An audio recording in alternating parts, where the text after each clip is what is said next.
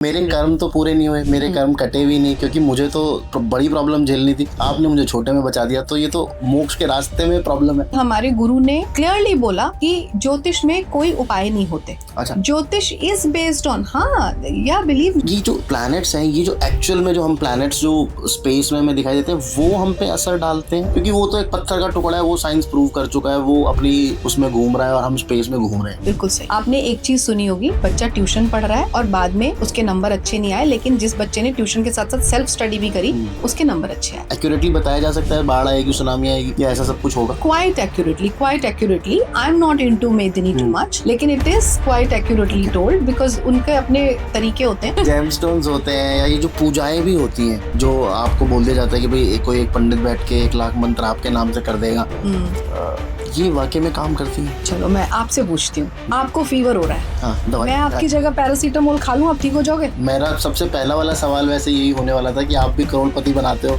अगर मैं करोड़पति बनाती तो सबसे पहले तो मैं खुद को बनाती। और वास्तु में मैंने कहीं सुना है कि जिनकी डेथ हो चुकी है उनकी फोटोग्राफ्स नहीं लगानी चाहिए। नहीं, फोटोग्राफ लगानी चाहिए, साउथ वेस्ट में लगा सकते हैं, लेकिन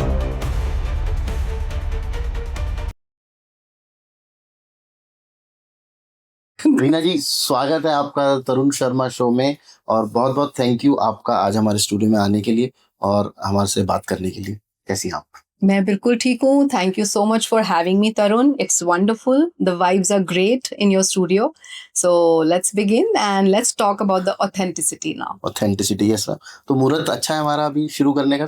एब्सोल्युटली। ये जो छोटे छोटे मुहूर्त सब ढूंढते हैं, तो मैं उसके लिए हमेशा मना करती हूँ कि बिल्कुल don't go too much into astrology, otherwise it's going to make you crazy. तो मैम, मेरा सबसे पहला सवाल आपसे यही है, और आप मुझे ना एकदम रियल जवाब दीजिएगा। बिल्कुल। जो हमारे शास्त्रों में लिखा हुआ है, ज्योतिष क्या है? ठीक है, देखिए ज्योतिष क्यों है? अच्छा, क्यों भी है, okay, we will talk about it in detail and I will give you different versions of it. One version is कि ज्योतिष मेरे लिए क्या है। दूसरा वर्जन में बात करूंगी जो हमारे ज्योतिष के जो क्लासिकल स्क्रिप्चर्स हैं, जो किताबें हैं, जो हम पुराने समय से पढ़ते आ रहे हैं, कहाँ से आया, और कुछ माइथोलॉजिकल स्टोरीज जिनके बेसिस पे ये ज्योतिष शब्द आया। देखिए, सबसे पहले तो ज्योतिष मेरे लिए क्या है। ज्योतिष मेरे लिए एक्सेप्टेंस है, और ये मैं हमेशा कहती भी हूँ, मानती भी हूँ। एक्सेप्टेंस से अगर मैं ऑडियंस को समझाऊं या आपको समझाऊं, तो एक्सेप्टेंस से मेरा मतलब है सिचुएशंस जब आपके जीवन में खराब आती हैं या लोग आपके साथ कुछ गलत करते हैं, तो आप जनरली कहते हैं भाई मेरे साथ क्यों, हाँ, ये ऐसा क्यों है, इसके अंदर गलत क्यों कर रहा है, ये तो बड़ा खराब आदमी है, या तो बड़ा गलत हो गया, खराब सिचुएशन है। हम अपने आप को हार्म पहुंचाते हैं सोच सोच के कि ये गलत कर रहा है या ऐसा है, मेरे साथ क्यों। पर जब ज्योतिष पढ़ा पहली बार, तो उसमें हमारे जो गुरु हैं श्री के.एन. राव जी, उन्होंने प्लैनेट्स को बहुत अच्छे ढंग से पर्सोनिफाई करके हमें पढ़ाया कि ये प्लैनेट ऐसा होता है, इसकी एनर्जीज ऐसी होती हैं, ये आपको ऐसे बिहेव करवाता है जब इसकी दशा आती है। शनि आएगा तो आप मेहनत ज्यादा करोगे, शुक्र आएगा तो आपको लग्जूरियस चीजें, ब्यूटी, ये सब चीजें पसंद आने लगेगी। You will be more fond of good things around you, expensive things around you. और मंगल आएगा तो आपके अंदर वो पैशन और ड्राइव आएगा काम करने का। किसी का कॉन्फिडेंस लो है तो वो अच्छा हो जाएगा। सो जब हमने प्लैनेट्स को उस तरीके से पढ़ा, तो समझ आने लगा कि ये बंदा सामने जो ऐसे कर रहा है या जिस तरीके से बिहेव कर रहा है, तो उसकी प्रॉब्लम, उसकी गलती नहीं है, उसकी कुंडली में प्लैनेट्स की प्लेसमेंट इस तरीके की है। So that's how he is behaving like that. और मेरी कुंडली में प्लैनेट की पोजीशंस ऐसी है, that's why he is behaving like that with me also. With me and no not with me, and I am perceiving it like that. मेरी कुंडली में ये है, maybe I am too sensitive, maybe मेरा चंद्रमा पीड़ित है, तो वो उस तरीके से लेना शुरू कर दिया। तो फिर मैंने कहा नहीं, वहां भी काम करना है, यहाँ भी काम करना है, वहां एक्सेप्टेंस और यहाँ अपने ऊपर काम करना है कि चंद्रमा को स्ट्रॉन्ग करो। सो उस तरीके से जब करना शुरू करा, ज्योतिष को यूज करना शुरू करा और समझना शुरू करा, तो वो मेरे लिए एक्सेप्टेंस बन गया। और एक्सेप्टेंस के साथ साथ बड़ी शांति हो गई मन में। I became very very peaceful after that. चीजों को एक्सेप्ट कर लिया ना।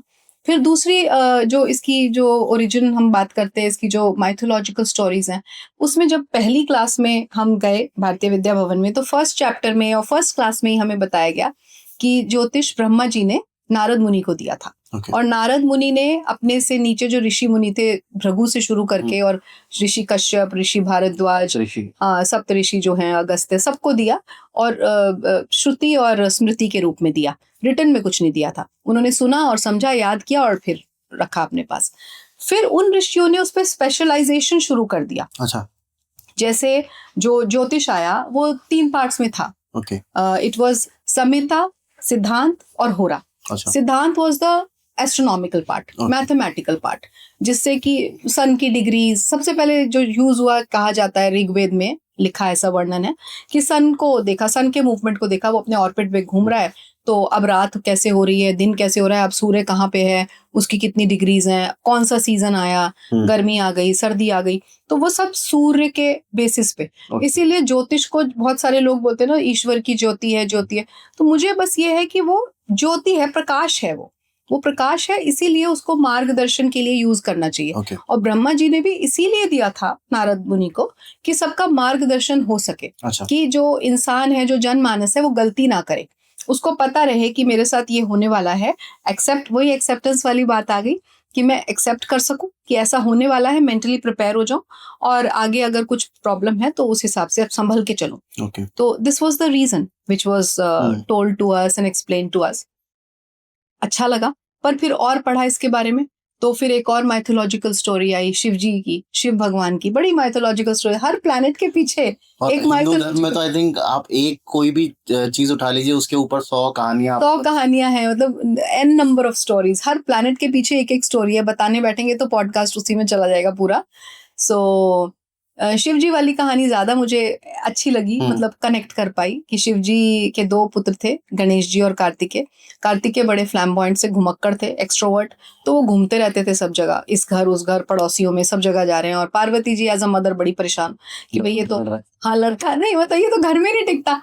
तो शिव जैसे भगवानों की भी प्रॉब्लम सेम है कि लड़का टिकता नहीं है, घर में नहीं है। सो पार्वती जी इरिटेट होके, परेशान होके पहुंची शिव जी भगवान के पास कि देखो भगवान, ये तो टिकता नहीं है, मैं तो बहुत परेशान हूँ, कहाँ से पकड़ूं इसको। तो उन्होंने उसको बड़े आराम से, कार्तिकेय जी को शिव जी ने अपने पास बिठाया और बड़े प्यार से पूछा कि बेटा ऐसा क्यों करते हो। तो उन्होंने बोला, नहीं, मुझे बस इतना है कि मैं जानना चाहता हूँ कि सबके जीवन में जो घटनाएं घट रही हैं वो क्यों घट रही हैं, क्या हो रहा है, सबके जीवन को जानना चाहता हूँ, इसीलिए मैं घर घर जाता हूँ। तब शिव जी ने उनको बोला, अच्छा मैं तुम्हें ऐसी विद्या देता हूँ जो तुम्हें क्या घटेगा, कब घटेगा, कैसे घटेगा, तुम्हें पता चल जाएगा। सो ये ज्योतिष की विद्या शिव जी ने कार्तिकेय को दी। This is another story.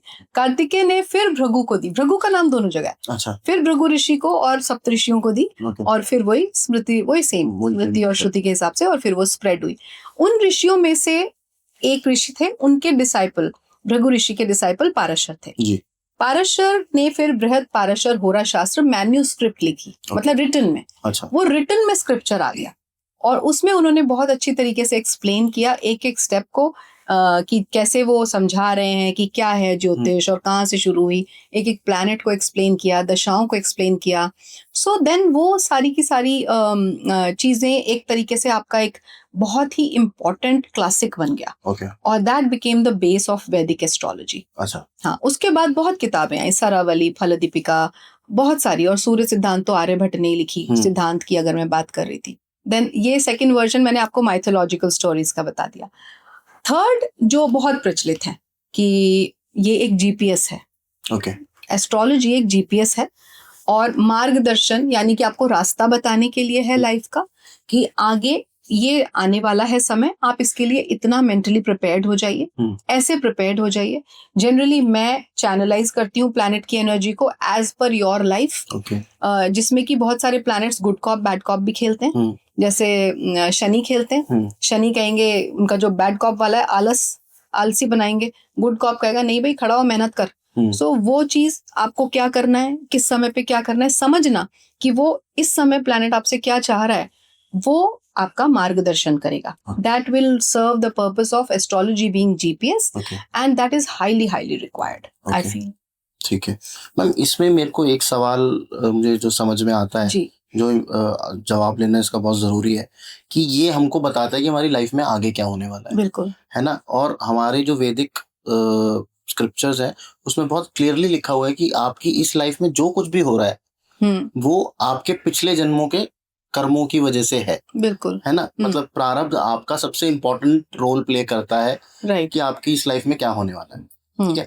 अब भगवान अगर चाहते, या अगर जो देवी देवता हैं वो अगर चाहते, तो हमको जो पास्ट लाइफ्स हैं वो याद क्यों नहीं रहती हैं, सो दैट वो और इजी हो जाता है हमारे लिए। हमको ये ज्योतिष की जरूरत ही नहीं होती, हमें पता होता हमने पिछले जन्म में ये किया है, इस आदमी के साथ हमारा ये कर्मा बकाया है, और इस जन्म में हमको ये करना है। तो ये गेम, ये जो एक गेम खेला गया है कि भाई हम आपको आगे क्या होने वाला है वो तो बता देते हैं, पीछे वाला आप भूल जाओ, ऐसा क्यों? इसका बड़ा अच्छा और शॉर्ट में आपको जवाब दूंगी, आप सब समझ जाओगे, फिर एक्सप्लेन कर देंगे उसको बाद में। आपने कभी बच्चे देखे हैं ऑटिज्म वाले या सेरिब्रल पैल्सी वाले, या कोई भी बच्चे या कोई भी ह्यूमन जिनको कुछ मेंटल इश्यूज होते हैं, उनको अपना पास्ट बहुत हद तक याद होता है, ओके, लेकिन वो उसको एक्सप्रेस नहीं कर पाते। जब भी आप पास्ट को याद रखेंगे, क्योंकि एक जन्म तो था नहीं, हजारों जन्म थे, इतने सारे जन्मों का जब आप बैगेज और या फिर वो पूरे जो आपका थॉट्स का पूरा इतना बड़ा पोटला लेकर आओ, संचित कर्म जो होते हैं, हाँ जो हम, हाँ संचित कर्म है, आप लेकर आए, वो प्रारब्ध है आपका, वो आप इतना सारा याद रखोगे, यू विल बी इनसेन। वो बहुत मुश्किल है इस दिमाग में संभालना, और आप कैसे उसको डिफरेंशिएट कर पाओगे, ये इस जन्म का, ये इस जन्म का, ये इस जन्म का है, okay, it's not possible. So that is why भगवान ने कहा कि वो सब यहीं छोड़ के जाओ और नया जीवन शुरू करो। इस ये जो आप जर्नी शुरू कर रहे हो, अपने सोल जर्नी शुरू कर रहे हो, थोड़ा सा आप लेके जा रहे हो अपने कपड़े अपने बैग में, उन कपड़ों के साथ वो सोल जर्नी शुरू करो और नए कपड़े बनाओ। इसीलिए उन्होंने थोड़ा सा फ्री विल दिया कि फ्री विल दे रहा हूं मैं, जो गलतियां यहाँ हो गई उसको सुधारने की कोशिश करो, और आगे वाला जो टाइम पीरियड आ रहा है या अगली जो जन्म आपके जितने भी बर्थ्स आ रहे हैं उनको बेटर बनाओ। अच्छा, क्योंकि जो हमने पिछले जन्मों में किया उसी से हमारा ये आज बना, हमारा प्रेजेंट, हमारी लाइफ, और आज के टाइम पे जो करेंगे उससे हमारा कल बनेगा। That is something we don't know and we can't do much about it, but अगले जन्म के लिए तो हम कर सकते हैं ना। हमारी फ्री विल है, हमें समझ है, हम बाय चांस अच्छी बुद्धि से एक अच्छे इंटेलेक्ट के साथ पैदा हुए हैं इस योनि में, मनुष्य योनि में, then why not create good karmas, do good karmas, ethics पकड़ के चलें, तो आपका ऑटोमेटिकली अगला जन्म अच्छा होगा। और अगर आपने सारे ही कष्ट यहाँ काट लिए तो आप मोक्ष की प्राप्ति होगी। अच्छा, मोक्ष की प्राप्ति करी जा सकती है? वैसे करी जा सकती है अगर आपको लगता है कि आपने सारे कष्ट काट लिए। ये भी बहुत बड़ा डिबेटेबल सवाल है। डिबेटेबल है, लेकिन जो एक इसका तथ्य है या आंसर है वो यही है, जब सारे कष्ट काट लिए। अब सारे कष्ट कब काटोगे आप? जब आप प्रॉब्लम्स आ रही हैं लेकिन आप उसे बर्दाश्त कर रहे हो और वो समय काट रहे हो। लेकिन मोस्ट ऑफ द टाइम्स हम एज ह्यूमंस क्या करते हैं, फटाफट हम चाहते हैं हमें कोई उपाय मिल जाए, कोई रिलीफ मिल जाए।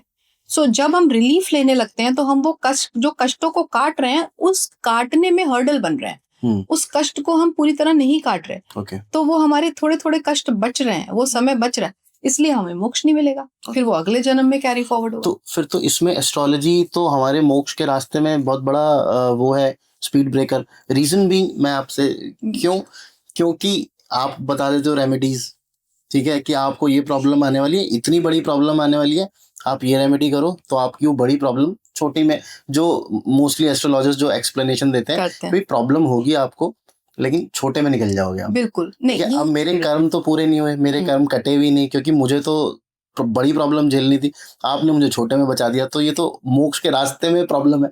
बिल्कुल बिल्कुल, आप बिल्कुल सही कह रहे हैं, और एक्चुअली यही पैटर्न है, and that is the reason कि हमारे गुरु ने क्लियरली बोला कि ज्योतिष में कोई उपाय नहीं होते। अच्छा, ज्योतिष इज बेस्ड ऑन, हाँ या बिलीव मी, तो आपने बहुत कंट्रोवर्शियल बात बता दी। कोई उपाय नहीं होते ज्योतिष में। ज्योतिष इज बेस्ड ऑन जप तप एंड कर्म। आपका जप तप कर्म एंड दान, बस यही चीजें हैं। अगर आप ये अपने अच्छे रखते हो तो आपको किसी रेमेडी की जरूरत भी नहीं पड़ेगी। अच्छा, and this is very very well explained in the book autobiography of a yogi written by Paramahansa Yogananda. उस बुक में इतने अच्छे, इतने ब्यूटीफुल ढंग से एक्सप्लेन किया गया है कि कैसे आपको ज्योतिष को कहाँ तक यूज करना है, कहाँ तक नहीं करना है, और उन्होंने ये क्लियरली बोला है कि अगर आप अपने कर्मों को काट रहे हैं और आप किसी ज्योतिषीय रेमेडी का नहीं हेल्प ले रहे हैं, so you will be going to that next level, जिसे हम नेक्स्ट लेवल ऑफ मैनिफेस्टेशन कहते हैं, जहाँ पे you will not need any astrologer, you will not need any vastu consultant. आपको जरूरत ही नहीं है किसी ज्योतिष की या किसी वास्तु कंसल्टेंट की, अगर आप उस नेक्स्ट लेवल पे पहुंच रहे हो। Now that next level is not easy, ये नहीं है डिफिकल्ट है। मैनिफेस्टेशन ये नहीं है कि पेपर, पीस ऑफ पेपर पे ग्रीन पेन से लिख लिया, that is no manifestation. Manifestation is कि आपको कांस्टेंट रखना अपने उस थॉट को कि मैं ऐसा, मतलब जो भी पॉजिटिव थॉट है उसको कांस्टेंट रखना है और उसको डिविएट नहीं होने देना किसी भी सिचुएशन से। For example, for the audience, so that they can relate and understand, you are very concerned about your child. आपको बच्चे की बड़ी चिंता है कि आजकल जो प्रॉब्लम है कि गैजेट में घुसा रहता है, फोन में घुसा रहता है, पढ़ता नहीं है। सो आप पूरे टाइम उसको देख रहे हो, वो फोन में खेल रहा है, ठीक है, लेकिन आपने कहीं पे कोई रील देखी, मैनिफेस्ट करो। आपने मैनिफेस्टेशन शुरू कर दी पॉजिटिवली कि नहीं नहीं मेरा बेटा तो he is a good soul, he is a, जो बीके शिवानी बोलती हैं, he is a good soul, he will, वो बहुत ऊंचा करेगा, बहुत सक्सेसफुल होगा। उसे आप पानी को एनर्जी करके, आप एनर्जाइज करके जल पिला रही हैं, सब कुछ कर रही हैं, लेकिन तो अगले ही पल आप देख रहे हो मैं तो ये सब कुछ कर रही हूँ, तो फिर भी गेम खेले जा रहा है। आपकी मैनिफेस्टेशन ठप, क्योंकि आप उस लेवल से इस लेवल पे गिर गए, आप कांस्टेंट नहीं रहे। सो उसमें आपने कांस्टेंट आपका वो नहीं रह पाया और उसकी वजह से आपका मैनिफेस्टेशन नहीं हुआ। फिर आप सोचोगे कि ये मैनिफेस्टेशन तो वर्क ही नहीं करती, लेकिन उसमें आपने करी कैसे? आर यू सेइंग कि हे भगवान मेरा बेटा ये बन जाए या ये बन जाए, और are you doing it in present perfect tense? Present perfect tense में आपको मैनिफेस्ट करना है, as if you have already achieved what you want to, as if he has already become. I know it's very difficult to visualize and that is how manifestation is difficult. आसान होती तो हर दूसरा बंदा कर रहा होता। पर मैम इसमें अगर रादर देन मैनिफेस्टिंग की ये छोड़ के पढ़ाई करे या कुछ ऐसा काम करे जो प्रोडक्टिव हो, अगर वो माँ सिर्फ अपनी सोच पॉजिटिव बनाने की जगह अगर अपने बच्चे के साथ टाइम स्पेंड करे और ऐसे टाइम स्पेंड करे कि वो फ़ोन छोड़ के उससे बात करे या उसको कहीं ऐसी जगह लेके जाए जहाँ पे वो स्पोर्ट्स में इंडल्ज कर सके उसको, या किसी और क्रिएटिव उसके अंदर इंडल्ज कर सके, तो वो ज़्यादा फ्रूटफुल नहीं होगा। एब्सोल्युटली, तभी तो मैनिफेस्टेशन एक पार्ट है। आप किसी भी प्रॉब्लम को एक एंगल से अरेस्ट नहीं कर सकते जी। वो प्रॉब्लम आपको दिख रही है कि वो एक प्रॉब्लम है, उसको आप अलग अलग एंगल से अरेस्ट करोगे। जैसे आपने, एक तो मदर ने अपने ऊपर काम किया, फिर वो अपना फ्री विल यूज करेगी उसके साथ जो करना चाहिए, प्लस अगर किसी ऑथेंटिक एस्ट्रोलॉजर को आपने दिखा दिया तो वो बता देगा इस बच्चे की ये वाली दशा चल रही है, आपकी पेरेंटिंग में हेल्प हो जाएगी अगर आप उस प्लैनेट के हिसाब से चैनलाइज कर दो उसकी एनर्जी। सपोज मंगल की है तो यू आर राइट, मैं बोलूंगी इसको स्पोर्ट्स में डालो। जैसे जैसे इसका मंगल स्ट्रांग होगा, क्योंकि मंगल इज स्पोर्ट्स में, फिजिकल एक्टिविटी में, वैसे वैसे ये फोकस होगा, इसका फोकस बढ़ेगा। तो आपने कितने एंगल से उसको अरेस्ट किया? Mother is manifesting, mother is using her free will, and mother is also doing channelization of the planetary alignments of the kundli of the child. तो साथ में वास्तु भी करते, ठीक है। तो you are arresting the problem and that problem can become, मतलब वो प्रॉब्लम नहीं बचेगी फिर। और मैम वो वाला सवाल का जवाब आपने दिया कि एस्ट्रोलॉजी क्यों चाहिए? हाँ, क्यों चाहिए? वो क्यों चाहिए तो बता दिया कि भाई जनमानस को मार्गदर्शन मिले, लेकिन एस्ट्रोलॉजी में भी अलग अलग पार्ट्स हैं। ये मेरा पोर्शन रह गया था। एस्ट्रोलॉजी जब आई तो उसको 3 डिफरेंट पार्ट्स में बांटा गया। One is the calculative part, जिसे हम सिद्धांत बोलते हैं। उसमें हमने सूर्य की डिग्रीज के साथ हाँ, बेसिक एस्ट्रोनॉमी, और उसी के बेसिस पे आर्यभट्ट ने किताब लिखी सूर्य सिद्धांत। अब उसके बाद आता है संहिता। संहिता इज कलेक्टिव फोरटेल। आप मतलब इकट्ठा आप देखते हो इतने सारे शहरों में ये हो रहा है। अच्छा। या उसको पॉलिटिकल एस्ट्रोलॉजी भी कहते हैं, मंडेन एस्ट्रोलॉजी भी, आई थिंक मंडेन, अमेदिनी ज्योतिष, मंडेन, उसको पॉलिटिकल एस्ट्रोलॉजी भी बोलते हैं, क्योंकि पॉलिटिक्स में इलेक्शन हो रहा है तो कौन जीतेगा वो भी उसी में से देखते हैं, सुनामी आएगी वो भी उसी से देखते हैं, बाढ़ आएगी वो भी उसी से देखते हैं। देखा जा सकता है, वैसे बहुत एक्यूरेटली बताया जा सकता है बाढ़ आएगी, सुनामी आएगी, या ऐसा सब कुछ होगा? Quite accurately. I am not into Medini too much, लेकिन it is quite accurately told, because उनके अपने तरीके होते हैं। एक टॉर्टोइस की शेप का कुछ होता है जो जिसको वो एक अलग प्रोसेस है। हाँ, अलग प्रोसेस है, रेफरेंस टू कॉन्टेक्स्ट उसका बनाया जाता है और फिर उस तरीके से देखा जाता है उसके पैर कहाँ आ रहे हैं, मुंह कहाँ आ रहा है। अच्छा। इट्स एग्जैक्टली थोड़ा सा मैच करता है है वास्तु से। वास्तु से। वास्तु पुरुष को जब पुरुष को आप उल्टा लेटा रखा है तो उसका जो सर है वो नॉर्थ ईस्ट है, पैर साउथ वेस्ट है, तो वो कहीं ना कहीं वो मतलब सारी जितनी भी ऑकल्ट साइंसेज है ना Tarun, they are all connected, okay they are all connected. अब अगर मैं बोलूं कि मेरी कुंडली में दशा बदल रही है तो मेरे घर पे भी दिशा बदलेगी, ओके, ये पक्का है। दशा ही दिशा बदल सकती है। हाँ बिल्कुल, दशा बदलेगी तो दिशा बदलेगी। अगर दशाएं खराब चल रही हैं और मैं बोलूं मैं आपके घर का वास्तु कर दूंगी और 100% ठीक हो जाएगा, ऐसा नहीं होगा। रिलीफ आएगा फॉर श्योर, बट ऐसा नहीं होगा। ओके अगेन उसमें वही वाली आपने जो ना कॉन्ट्रोवर्शियल कि भैया अगर हम ये इलाज कर देंगे तो काटेगा कैसे, उसमें क्रिटिकलिटी देखती हूँ मैं। मैं personally I channelize the energy of the planet and try कि इंसान ही उस तरीके से काम करने लग जाए तो उसके कर्म भी कट रहे हैं और वो सफर भी कम कर रहा है। जैसे मंगल की दशा है तो मैंने आपको एग्जांपल दिया ना कि भाई जिम जाओ, वर्कआउट करो, तो आपका मंगल की दशा स्मूथ निकल जाएगी, जो एक्सीडेंट्स होने हैं वो शायद ना हो या फिर हल्का फुल्का सा हो जाए। तो बेसिकली आप उसको चैनलाइज करने से आपने कर्मों का काटना नहीं बंद करा, लेकिन आपने आराम भी दे दिया। वो चीज है। अब हम तीसरे पार्ट पे आते हैं, होरा। होरा astrology is basically that astrology जो हम और आप जैसे लोगों के लिए बनी है, कुंडली का देखना। तो वो होरा है, और होरारी और होरा को कभी वो नहीं करना। होरा इज जो हम कुंडलियां देखते हैं, होरारी इज प्रश्न कुंडली। अच्छा, वो अलग है, वो दूसरा ब्रांच है। सो ये तीन चीजें हैं। इन तीन चीजों में, इस तीन पार्ट्स में ज्योतिष को बांटा गया। और फिर उसके बाद ये तो हमारी वैदिक ज्योतिष का पार्टीशन है। वैदिक ज्योतिष को मदर बना के, बिकॉज वैदिक ज्योतिष इज मदर, उसके अंडर बहुत सारे बच्चे आए, बहुत सारी ब्रांचेस आई। जैसे अभी मंडेन की बात हुई, फिर नाड़ी, भृगुनंदी नाड़ी, KP, Jaimini, and then lots and lots of branches की। अच्छा, अब यहाँ एक बड़ी अलग सी बात बताऊंगी। ये सब हमने ऋग्वेद और अपने वेदों की बात कर ली, वैदिक astrology. Now what happened, Greeks came once upon a time to our country. हमारी सारी की सारी विद्या को यहाँ से लेके चले गए, चुरा के। मतलब सीख के गए। हाँ, सीख के, चलो let's be positive, let's be positive. हम क्यों कहते हैं घर को चोरी करके लिया, सीख के भी जाते हैं। सही बात है। हाँ, तो वो हमसे सीख के गए, हमारी विद्या हमसे लेके गए जी। वहां उन्होंने उसके ऊपर काम किया, एंड वहां उन्होंने प्लैनेट्स के नाम अपने ढंग से लिखे।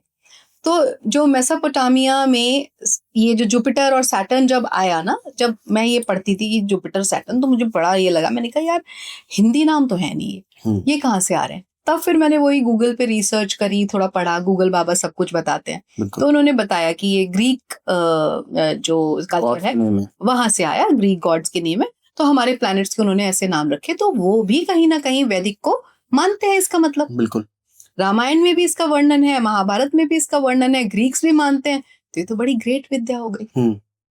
तो इसलिए इसको हम मैं इसको बहुत ही ग्लोबल लेवल पे समझ के चलती हूँ, और ग्लोबली लोग मानते हैं इसको आज तो। ओके मैम, आपने एक वर्ड यूज किया था, ऑकल्ट साइंस। हाँ, आजकल ना एक बड़ा ट्रेंड है कि एस्ट्रोलॉजी को साइंस प्रूव करने का। ओके, यस, ठीक है। हाँ. तो इसमें कितना सच है, ये वाकई में साइंस है? बिकॉज साइंस का ना बहुत क्लियर है, राइट? ठीक है, आप एक केमिकल मिलाओगे, दूसरे केमिकल से मिलाओगे, तो उसका रिजल्ट ये होगा। ठीक है, एक डॉक्टर है, मैं मेडिकल साइंस की बात करता हूँ, ठीक है, डॉक्टर आपका ये ऑपरेशन करेगा तो इसका ये रिजल्ट आएगा। अगर वो ऑपरेशन करता है और उसका वो रिजल्ट नहीं आता है तो आप you can sue him.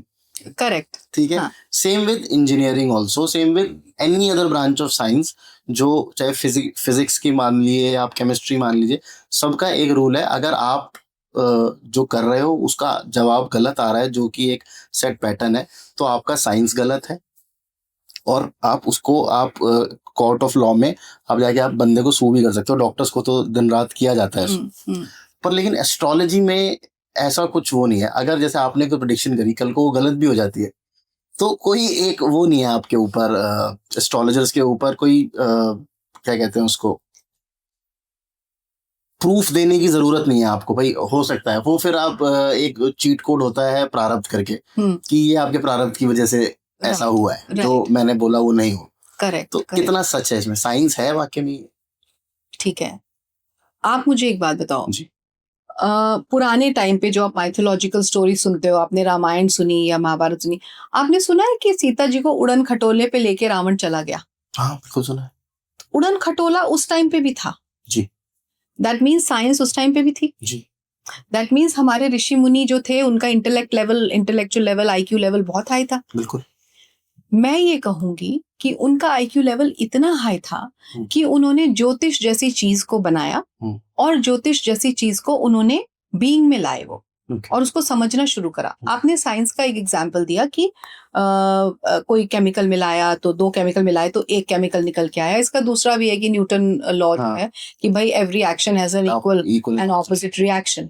But in astrology में बहुत सारे परम्यूटेशन एंड कॉम्बिनेशन है, एक नहीं है.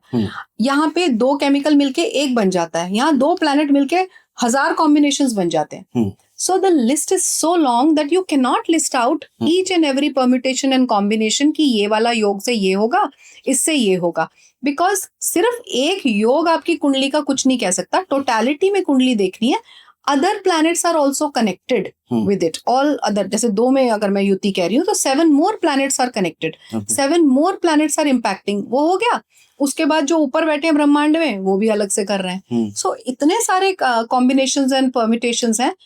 उसके बाद भी अगर कोई ऑथेंटिक जेन्युइन एस्ट्रोलॉजर आपको सारा कॉम्प्रहेंड करके सब कुछ ये 100-200 चीजों को देख के अगर कॉम्प्रहेंड करके आपके जीवन के बारे में सही तथ्य लाके सामने रख देता है कि क्या तुम्हारे जीवन में ये हो रहा है, क्या ये हो रहा है, क्या ये हो रहा है और ये होगा, इट्स अ बिग डील. मैं कहती हूँ ज्योतिष इज बिगर देन साइंस. अच्छा. It's way beyond science. तो हमको इसको ये प्रूव करने की जरूरत नहीं है कि ये साइंस है. No, because it's way beyond science. Reason being कि आप इसको जब आप लेते हैं ना साइंस को, तो साइंस एक बस ह्यूमन एक्शन है, एक ह्यूमन लेवल पे हो रहा है. यहाँ पे डिवाइन इंटरवेंशन इन्वॉल्व है. एक एस्ट्रोलॉजर तब तक कंप्लीट एस्ट्रोलॉजर नहीं है जब तक उसकी इंट्यूटिव पावर स्ट्रांग नहीं है. Okay. जब तक उसका इंट्यूशन स्ट्रांग नहीं है, जब तक उसका सिक्स सेंस नहीं है, जब तक I have observed it with my self and you will hear it from many people जो authentic astrologers होते हैं, वो जब कुंडली देखते हैं और and yeah, one more thing I would like to say here, कुंडली 5 मिनट में नहीं देखी जाती. हाँ. You have to do justice to the. AI देखता है कुंडली. हाँ जी, वो हमारी अभी बात हुई थी लास्ट पॉडकास्ट में. तो कुंडली is you have to do justice to the person who's coming to you. क्योंकि सबसे बड़ी बात, जो आपके पास आया है वो परेशान अवस्था में आया है, उसको कोई ना कोई प्रॉब्लम है, कुछ नेगेटिविटी उसकी लाइफ में हो रही है. वो आप उसको एक इनोसेंट बच्चे की तरह लीजिए जो आपके सामने आया, और उसको कुछ भी वर्डिक्ट देने से पहले जिसके बेसिस पे वो अपने बड़े बड़े डिसीजंस लेगा लाइफ के, you have to look into the kundli. जैसे मैं करती हूँ या जैसे और भी कोई अच्छे एस्ट्रोलॉजर्स करते होंगे, at least devote 2 to 3 hours to one single kundli, see it from all angles using 3 hours you are saying? Yes. आजकल तो एस्ट्रोलॉजर्स के सेशन ही 30 मिनट के होते हैं. I take only 3 consultations in a day. And reason is only this. Okay. क्योंकि मुझे कुंडली में उसको बहुत अलग अलग एंगल से, अलग अलग टेक्निक से देखना है. अच्छा. ये नहीं है कि सिर्फ वैदिक से देख लिया. I try to do look into the कुंडली through लाल किताब. I try to see the vastu through कुंडली. Okay. बोल देती हूँ मैं आपका साउथ फेसिंग हाउस है and they accept.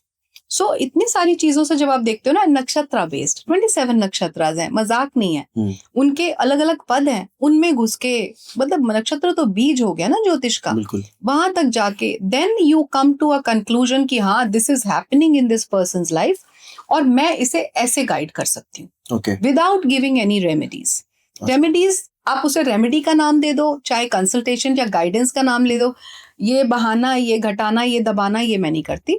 और ये मैं मानती भी नहीं ज्यादा. जबकि मैंने लाल किताब भी स्टडी करा है. लाल Kitab is a good book. लाल किताब को एक रेमेडियल बुक का जो तमगा दिया है वो गलत है. It's not only remedies. Lal Kitab is very good predictive book. पर मैम उसमें तो बहुत सारे जो वैदिक एस्ट्रोलॉजी के जो लॉज हैं या रूल्स हैं उसको तोड़ मरोड़ के उन्होंने अपने हिसाब से बना लिया है कि वो पहला लगन में मेषी होता है और उसके हिसाब से फिर वो चेंज करते हैं. अभी मैंने आपसे थोड़ी देर पहले बोला, जितनी भी ओकल्ट साइंसेज है ना, वो चाहे आप कान इधर से पकड़ो चाहे आप इधर से पकड़ो, रिजल्ट सेम आएगा. तो वही लाल किताब का भी हाल है. मैं वास्तु देखूंगी, कुंडली में वास्तु खराब दिख रहा है तो उसके घर में अगर मैं देख रही हूँ कि उसका यहाँ पे ये वाला हाउस गड़बड़ है, मैं पूछूंगी तुम्हारे साउथ ईस्ट में बहुत ये है प्रॉब्लम है, तुम्हारे रिश्तों में दिक्कत आ रही है, तो वो आ रही होगी. सेम गोज फॉर लाल किताब. उन्होंने कैसे भी तोड़ मरोड़ के करा, जो भी करा, लेकिन रिजल्ट सेम आते हैं. कुंडली एक ही है. उसको मैं लाल किताब से भी देख रही हूँ, यहाँ से भी देख रही हूँ, वहां से भी देख रही हूँ. जो उसके लाइफ में घटना घट रही है या सिचुएशन हो रही है सेम ही दिख रहेगी, वो सब में सेम दिखेगी और कहाँ से बहुत जल्दी दिख जाएगी आपको भी नहीं पता। ओके। और जो अभी हम बात कर रहे थे ना कि एआई वाली और ये हाँ, एस्ट्रोलॉजर के मुंह से कब क्या निकल जाएगा उसको भी समटाइम्स नहीं पता। ओके, मैंने क्या देखा समटाइम्स मुझे भी नहीं पता, लेटर ऑन आई सी मैंने बोला तो था और वो कह रहा था सही है लेकिन ये मुझे दिख तो रहा नहीं।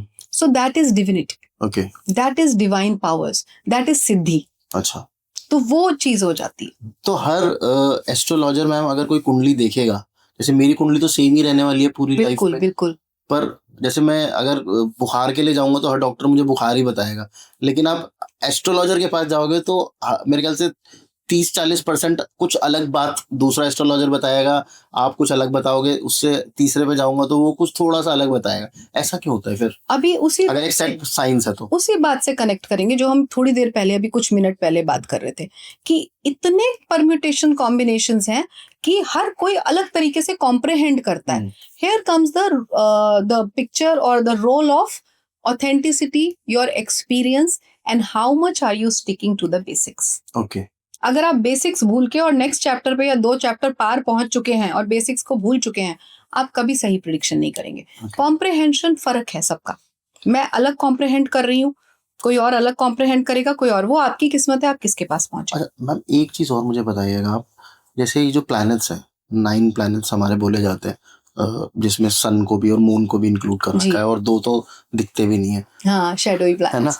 तो अब हम लोग फिजिकली मार्स पे जा चुके हैं, मून पे हम लोग जा चुके हैं, देयर वाज अ प्रोब जो बहुत क्लोज गया है अभी सन के, राइट, बिल्कुल उसके एनवायरनमेंट के अंदर तक वो गया है।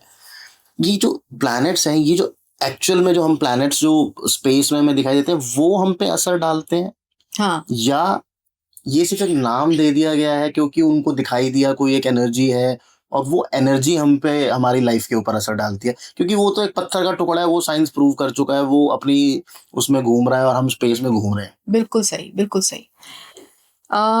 ठीक है, अभी मैंने एक बुक का नाम आपको बताया, ऑटोबायोग्राफी ऑफ अ योगी, ठीक है? वो किताब आप पढ़िएगा, मैं आपको सजेस्ट करती हूँ। आपने एक चीज सुनी होगी, बच्चा ट्यूशन पढ़ रहा है और बाद में उसके नंबर अच्छे नहीं आए, लेकिन जिस बच्चे ने ट्यूशन के साथ साथ सेल्फ स्टडी भी करी उसके नंबर अच्छे आए, है ना? जी। मैंने भारतीय विद्या भवन से पढ़ाई करी, बेसिक्स मेरे हाथ में आए, बहुत अच्छा पढ़ाया गया। उसके बाद जब बाहर आई, सेल्फ स्टडी में सिर्फ ज्योतिष से रिलेटेड ही नहीं और भी बुक्स, जैसे कि ये वाली एक बुक मैंने पढ़ी, और जब ये बुक मैंने पढ़ी तो सच में जो हम कहते हैं ना कि चक्षु खुल गए, आंखें खुल गई कि ज्योतिष है, क्यों है, साइंस है, प्लैनेट से क्यों हमें इफेक्ट हो रहा है, वो सब आंसर्स मिल गए मुझे। देखिए, इसको बहुत शॉर्ट में एक्सप्लेन करती हूँ। आप हैं, मैं हूं, या प्लैनेट्स हैं, हम सब एनर्जीज से बने हुए हैं, हम सब एनर्जीज का एक गोला है, ठीक है? हम जब एनर्जी है तो हमारे चारों तरफ मैग्नेटिक फील्ड भी होगा, बिल्कुल, जिसे हमारी भाषा में हम यहाँ ऑरा कहते हैं। वहां ऊपर साइंटिस्ट या जो एस्ट्रोनॉमर्स हैं वो उसको मैग्नेटिक फील्ड कहते हैं प्लैनेट का। बिल्कुल, उनका भी मैग्नेटिक फील्ड है, मेरा भी मैग्नेटिक फील्ड है। मैग्नेटिक फील्ड जब होगा तो अट्रैक्शन रिपल्शन होगा जी।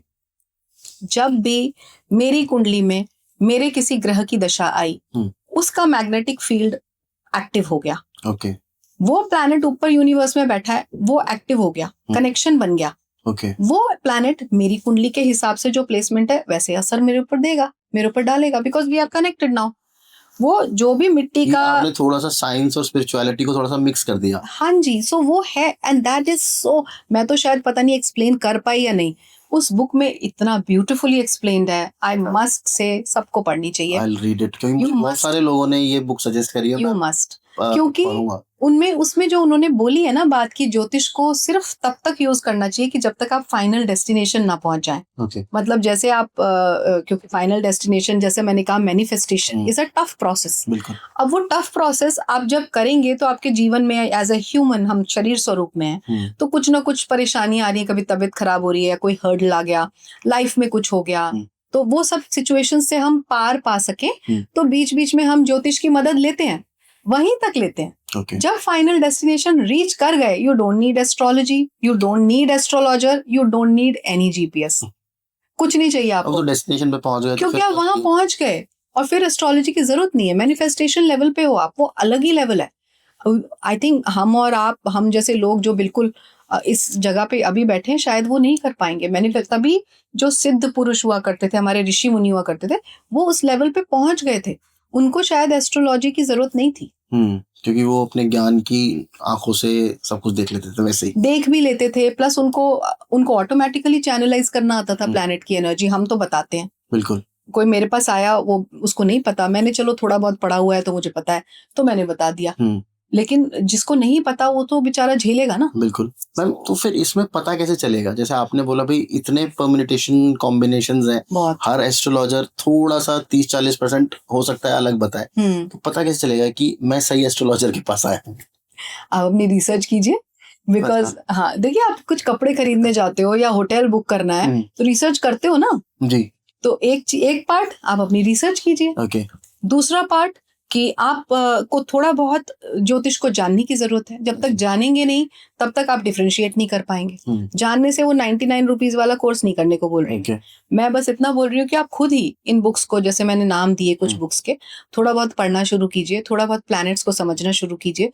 Then you will be able to question the astrologer. जब आप पहुंचेंगे तो आप सवाल कर पाएंगे कि आप सर ऐसा क्यों बोल रहे हैं, या मैम आपने ये बोला ऐसे मेरी 7.5 है तो आप ऐसा क्यों कह रही हैं, मेरा तो शनि ठीक है। तो आपको थोड़ी नॉलेज है, because I always say that half knowledge is dangerous and no knowledge is superstition. या so these two you have to, थोड़ा बहुत आपको जानने की जरूरत है। और एक और बात है, सपोज आप पहुंच ही गए, अब ये तो हो गया पहले की प्री प्रेपरेशन, आपका जो एलिजिबिलिटी क्राइटेरिया, सपोज आपने नहीं करा और आप परेशानी में हैं, आप एस्ट्रोलॉजर के पास पहुंच गए, उसकी फीस भी कम थी, फीस कम देख के कि यार 500 रुपए फीस है, क्या जाता है पूछ लेता हूँ। आप वहां पहुंच गए, आपने एस्ट्रोलॉजर को कुंडली दिखाई, उसको थोड़ी बहुत नॉलेज है, उसने आपको बता दिया, कुछ इवेंट्स बता दिए, भाई आपके साथ ये हुआ क्या, ये हुआ क्या, ये हुआ क्या। नक्षत्रों से, नक्षत्र तो लेवल तक तो खैर कोई जाता ही नहीं है। 80 to 90% people they don't see नक्षत्र एट ऑल। सो सपोज उसने थोड़ा थोड़ा बता दिया, आपको उस पर थोड़ा सा विश्वास हो गया। अब उसने एक स्टेटमेंट मारी कि आपके साथ ये हो सकता है, समथिंग फियरफुल, आपको डरा दिया। अच्छा। आप डर गए, और जहां आप डरे वहां उसकी दुकान खुल गई, गल्ला खुल गया उसका। सो यू शुड अंडरस्टैंड कि कहाँ वो आपको डराने की कोशिश कर रहा है, बिकॉज जो भी ऑथेंटिक एस्ट्रोलॉजर होगा कभी डराएगा नहीं। okay. कभी डराएगा नहीं। बड़ी से बड़ी परेशानियां लेके लोग आए हैं मेरे पास, या फॉर दैट मैटर जो भी अच्छे तरीके से एथिकल होके ज्योतिष करते हैं, वो कभी नहीं डराएंगे, वो बात को कन्वे करेंगे। हाँ, यहाँ तक कि मृत्यु तुल्य कष्ट दिख रहा होगा, वो भी ऐसे कन्वे करेंगे बिल्कुल मक्खन की तरह कि सामने वाला प्रिपेयर होके जाए, डर के ना जाए। That is the real astrology and that is the correct ethical astrologer that you should. आपको जहां वो पत्थर बेचना शुरू कर दे, ये स्टोन पहन ले भाई, ये रुद्राक्ष पहन ले, या हमारा ये यंत्र है ये कर ले, तो you should understand that something is wrong somewhere. उठ जाना चाहिए आपको वहां से तब। अच्छा, तो मैम, और पूजा करा लो 1.5 लाख की। पूजाओं से याद आया, मेरा अगला सवाल पूजाओं के ऊपर ही है। वैसे ये स्टोन्स वगैरह, अब जैसे आपने बात करी है, ये जो स्टोन्स होते हैं, जो इतना कंट्रोवर्शियल टॉपिक, जेमस्टोन्स होते हैं, या ये जो पूजाएं भी होती हैं, जो आपको बोल दिया जाता है कि भाई कोई एक पंडित बैठ के 1 लाख मंत्र आपके नाम से कर देगा, ये वाकई में काम करती हैं? चलो मैं आपसे पूछती हूँ, आपको फीवर हो रहा है, हाँ, मैं आपकी जगह पैरासीटामोल खा लूं, आप ठीक हो जाओगे? नहीं। देन बिकॉज चलो इस पे मैं थोड़ा सा पूजा की बात कर देती हूँ। पूजा की एक पद्धति होती है, जैसे राजा महाराजा भी अपने नाम से पूजा कराते थे, और हमारे शास्त्रों में लिखा हुआ है कि जो एक पंडित है, जो कि एक कर्मकांडी पंडित जिसको बोला जाता है, वो आपके लिए पूजा कर सकता है और उसका फल आपको मिलेगा। ठीक है, ये आपने शास्त्रों में पढ़ लिया। हाँ। लेकिन आपने शास्त्रों में ये पढ़ा कि जब वो कर्मकांडी पंडित आपके लिए पूजा कर रहा है और संकल्प ले रहा है, तो आपकी फिजिकल प्रेजेंस वहां होनी जरूरी है। और उसके अंदर सबसे बड़ी प्रॉब्लम ये है कि उसके अंदर इतने रेगुलेशंस हैं कि वो जो पंडित है वो आई थिंक एक सर्टेन एज से नीचे होना चाहिए, ब्रह्मचारी होना चाहिए। एग्जैक्टली मेरे लास्ट पॉडकास्ट में मैंने ये एक्सप्लेन किया है प्रॉपर्ली, मैं आपको भी बताती हूँ।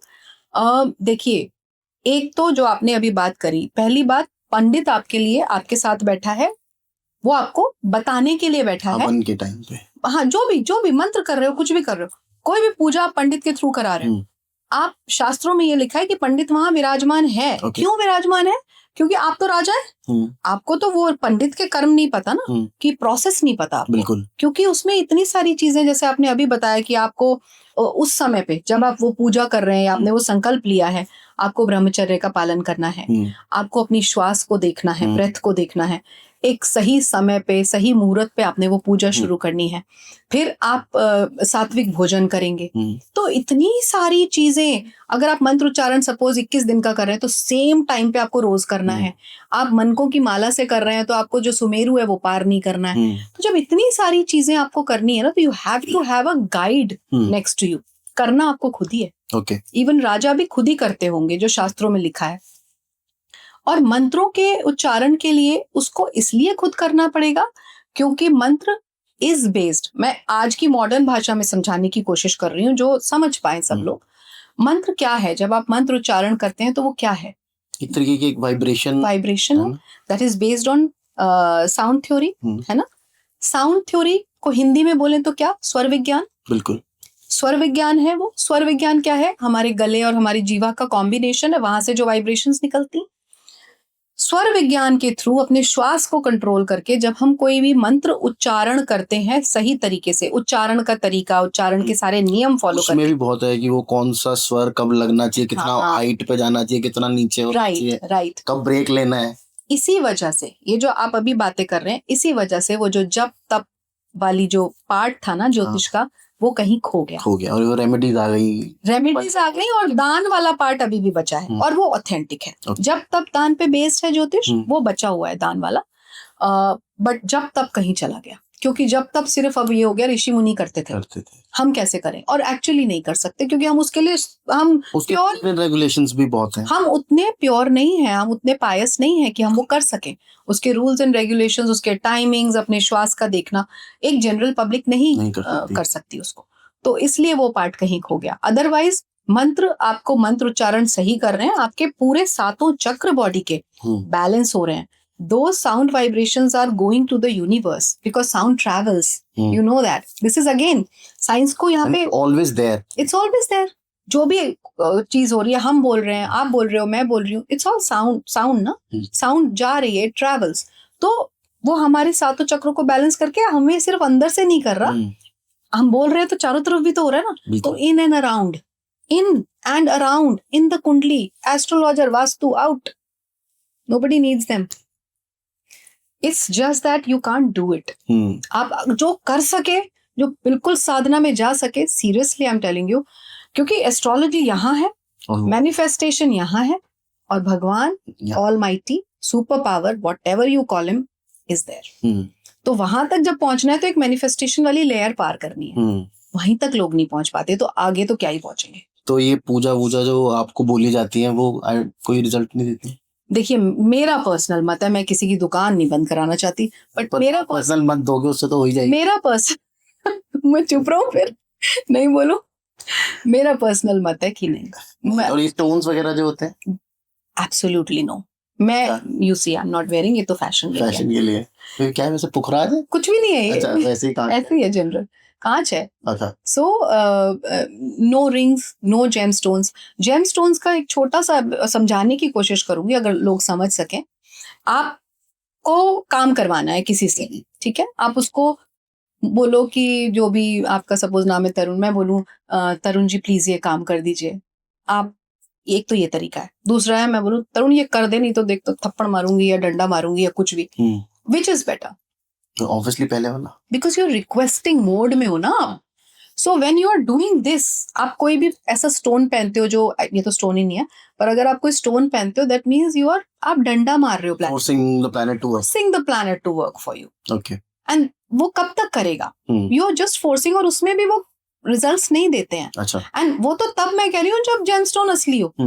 जेमस्टोन ही असली नहीं है। जेमस्टोन ही कांच के टुकड़े हैं, तो वो इतना सा जो मैं बोल रही हूँ वो भी नहीं होगा।